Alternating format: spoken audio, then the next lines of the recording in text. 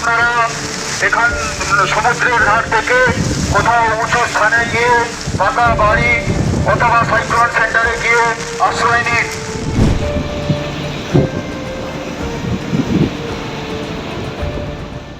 ফের ঘূর্ণিঝড়ের মেঘ ছায়া ফেলল সুন্দরবনের উপকূলে।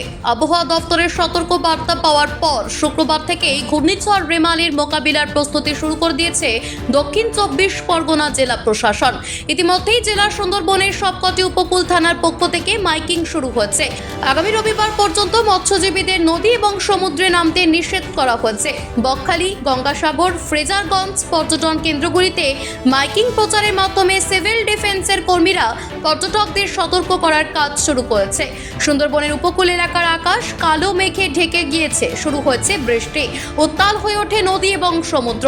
সাগর, নামখানা, পাথর প্রতিমা, কাকদ্বীপ, মৌসুমী এবং ঘোড়ামারা দ্বীপের নদী এবং সমুদ্রের বিস্তীর্ণ বাঁধ বেহাল থাকায় নতুন করে বাঁধ ভেঙে প্লাবনের আতঙ্কে কাটা সুন্দরবনের বড় অংশের বাসিন্দারা। সুন্দরবন উন্নয়ন মন্ত্রী বঙ্কিম হাজরা বলেন, এত আতঙ্কিত হওয়ার কিছু নেই। কোথাও কোনো বাঁধের সমস্যা দেখা দিলে আপৎকালীন পরিস্থিতিতে মেরামত করা হবে। পঞ্চায়েত এবং ব্লক অফিসগুলিতে শুকনো খাবার এবং ত্রিপল মজুত করা হচ্ছে।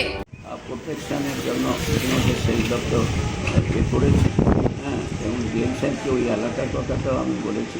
হয়তো সামগ্রিকভাবে পাথর প্রতিমা যেসব এলাকা আছে আপনি তো জানেনই সবগুলো, তবে সামগ্রিকভাবে আমি সমস্ত যেহেতু মন্ত্রী হিসাবে সব খবর সকালবেলা থেকে নিয়েছি এবং গত আজকে কিছুক্ষণ আগে 10টা-9টা পর্যন্ত আমি সমস্ত জায়গাতে যোগাযোগ করে ওখানে আমাদের শৌকতবাবুর দায়িত্বে আছেন। শৌকতবাবু এই ফুলতলি গোসাবাই ব্যাপারটা উনি ওখানে দেখছেন, তার সাথেও আমার কথা হয়েছে, সমীরবাবুর সাথেও কথা হয়েছে এবং সাগরের বিভিন্ন প্রান্তে যেগুলো আপনাকে বললাম। আশা করি আমরা মানুষজন যাতে কোনোভাবে অসুবিধা না হয় সেই ব্যাপারে যাবতীয় ব্যবস্থা আমরা